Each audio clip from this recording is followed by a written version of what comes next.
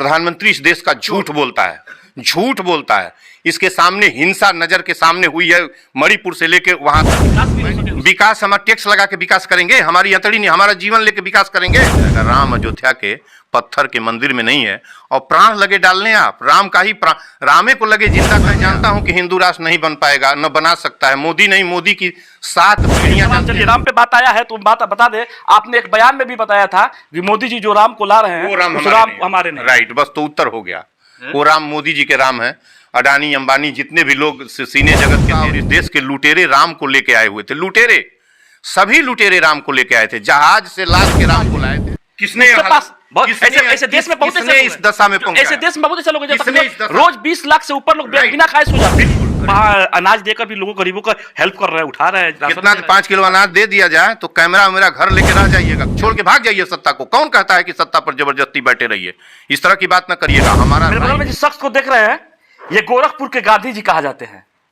इनसे बात करेंगे। पीछे देख सकते हैं लाइब्रेरी की तरफ तमाम ऐसे किताब है, जहां पूरे भारत में जो किताब है हमारे अंदर, जैसे यहां पर भी है और इसके अंदर ये रूम है उसमें भी है। ये चर्चा में उस समय आए जब अयोध्या में राम मंदिर बन रहा था, तब इनका कुछ उस समय चर्चित हुए थे एक बयान देकर, उस पर भी बात करेंगे।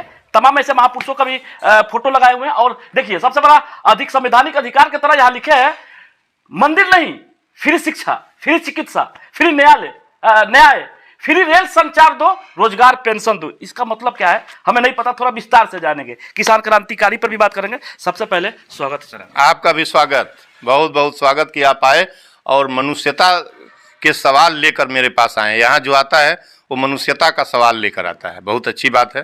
सबसे पहले आप अभी इस कलयुग में जी गांधी जी कहला रहे हैं, गोरखपुर में गांधी जी, इसका उद्देश्य क्या है? आप गांधी जी बनना चाहते हैं या गांधी जी के विचारों से आप चलते हैं? तो ये तो मीडिया ही कहा है, और गूगल ने दीपावली के एक दिन पहले हम एक महाराष्ट्र के चैनल ने किसी ने बताया कि उसमें गूगल इस तरीके से स्केच किया है आपको। तो मैं देखा कि सिब्बन लाल सक्सेना, बाबा राघव दास के बगल की में तस्वीर हमारी छप रही है। तो इसका उत्तर हम क्या बता दें? हम सत्य और अहिंसा के मार्ग पर चलने वाले हैं और उसको नहीं छोड़ सकते। यह और कर्म का यह है कि मैं किसान के घर पैदा हुआ हूं और किसानी करता हूं आज भी, और दिल्ली यूनिवर्सिटी से पीएचडी किया हूं। दिल्ली विश्वविद्यालय के विख्यात इतिहास विभाग, रिनाउंड हिस्ट्री डिपार्टमेंट है, वहीं से पीएचडी किया हूं।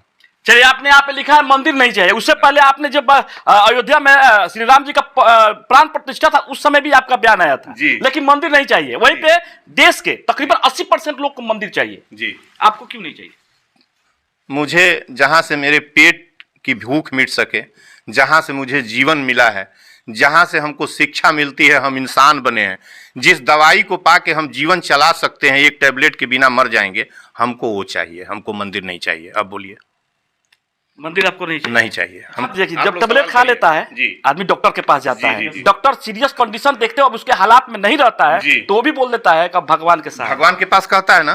भगवान, मैं भी जिसको भगवान मानता हूं, अपने माँ बाप जिसको भी मानता हूं, दुनिया में वो डॉक्टर कहता है मंदिर में जाओ। पहले आप जितना, मैं आपने सवाल हमसे किया, भगवान का नाम लेता है, मालिक का नाम लेता है, ईश्वर कहता है कि अब वही जो करेगा करेगा। मंदिर का नहीं ना कहता है कि मंदिर में जाओ। नहीं, भगवान का नाम लेता है ना। भगवान कहीं भी रहता है, और राम जानते हैं कहाँ है? आपके प्रत्येक रोमे पर राम है। आप जो बोल रहे हैं ना, जब वो निकल जाएगा तो आपका बोलना बंद। अयोध्या के पेरीफेरल चारों तरफ किनारों में जो राम में जीते हैं, वो गरीब लोग वो गिड़गिड़ाते रह गए। उन मंदिरों में चेहरा भी कहीं मीडिया में नहीं था। जो चेहरा दिखाई दे रहा था वो सारे अमीरों का और पूंजीपत जहाज से अयोध्या में उतरे थे, राम को लाए थे और राम को उसी जहाज से लेके चले गए।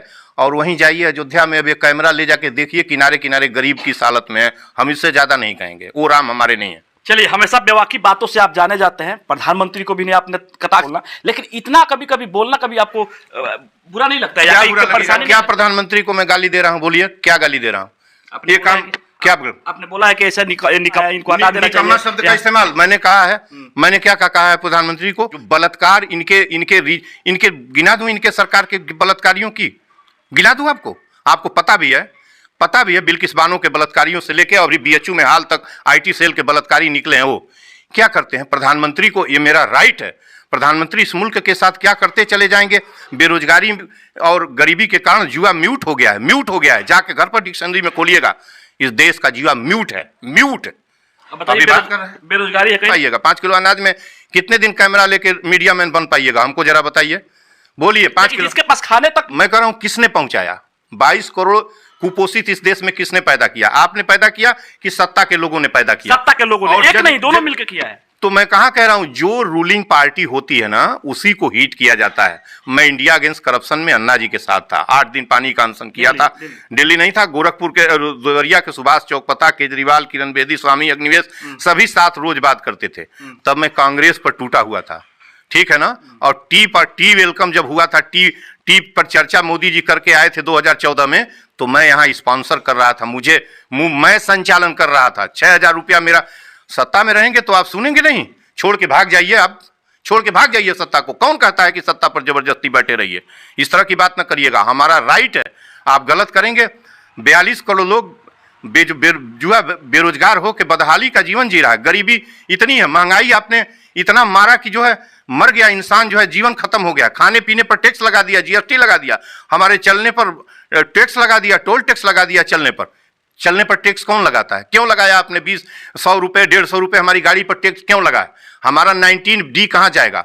19 हमारा मौलिक अधिकार छीन के विकास होगा इस देश का? हमको तर्क कैसा आप सवाल कर रहे हैं हमसे?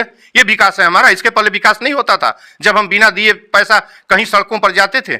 हमारी पैसे हमारे जेब में नहीं है, आप सड़क पर जाते हैं तो आपका डकैती के अड्डे, टोल के अड्डे, डाका टैक्स का अड्डे खोले हैं। क्यों लेते हैं डाका टैक्स?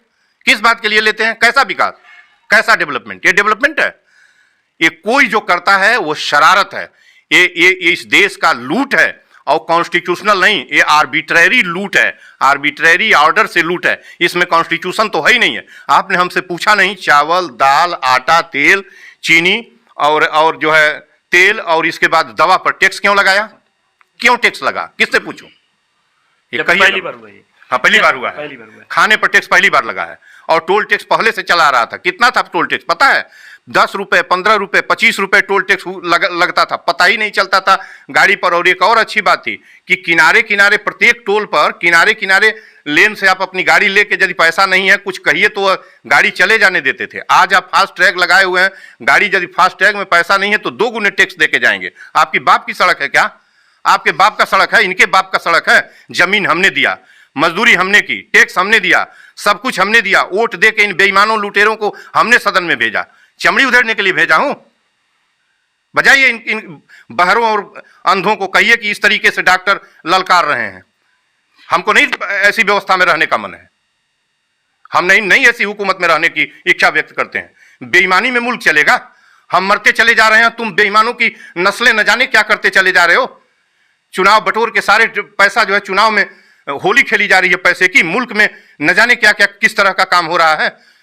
80 करोड़ लोग 5 किलो अनाज में जीवन खोज रहे हैं। 22 करोड़ लोग जो है जो कुपोषित हैं, उसमें से 60% बच्चे हैं। उनकी कड़ाही में बनने वाली तरकारी में तेल ही नहीं है, पानी में बन रही है। नमक रोटी तेल किसी तरह से खा रहे हैं, वो मिर्चे से खाना खा रहे हैं। और तुमको हम माननीय कहेंगे? जगलरों को, चोट्टों को जो नमक रोटी खा रहे हैं, पानी से खा, उन तक आप पहुंचे हैं? हम कौन पहुंचाएगा? आप पहुंचाएंगे? आप ले जाइए, आप गए हैं, देखे हमको, तो वहां तक हम वहीं पे आपको फिर बता दूं, मैं वहीं से आया हूं। अभी आप समझने की कोशिश नहीं किए। मैं किसान के घर पैदा हुआ हूं और किसान हूं। किसान ये नहीं कि मजदूरी करता हूं, मजदूर खुद ही खेतों पर काम कुदाल करके आज भी 58 साल में काम करता हूं। 10,000 पेड़ों का उद्यान है पूर्वांचल में, किसी प्राइवेट के पास उद्यान नहीं है। 33-34 वर्षों में लगा है। हम लोगों ने लगाया, हमारे परिवार के लोगों ने, हमने लगाया। मैं शुद्ध किसान हूं, गरीबी में रह के आया हूं। समझ गए ना आप? इसको नोट करिए जी। और गरीबी रो जब, और हमको क्या देख, आप चलेंगे कैमरा लेकर? अभी गोरखपुर के पेरीफरी में लाखों लोगों को दिखाऊंगा जो बरसाती के घर में रहते हैं, और शाम को देखिए कैसा अनाज धो के क्या वो खाते हैं। देखेंगे तो उनकी उसमें आज भी दिया जला के उस होता है। बोलिए। चलिए, आपने यहाँ लिखा था फ्री शिक्षा फ्री चिकित्सा। जी, चाहिए फ्री शिक्षा फ्री चिकित्सा। हम चाहिए जी। अभी नहीं चल रहा है? नहीं चल रहा है। अभी जो चल रहा है वो केवल प्राइमरी स्कूल तक है। 14 साल के बच्चों को फ्री शिक्षा की गई है। फ्री ही नहीं है, फंडामेंटल राइट में इंक्लूड किया गया है। हमको लगता है कि पार्ट 4D में कहीं ए वगैरह सेक्शन करके इंक्लूड है, एग्जैक्ट हमको उस याद नहीं है। उसको फंडामेंटल राइट में शामिल किया गया, ठीक है ना। लेकिन हमें चाहिए चालू से लेके अंत तक सब कुछ शिक्षा फ्री चाहिए। 1 रुपया नहीं चाहिए।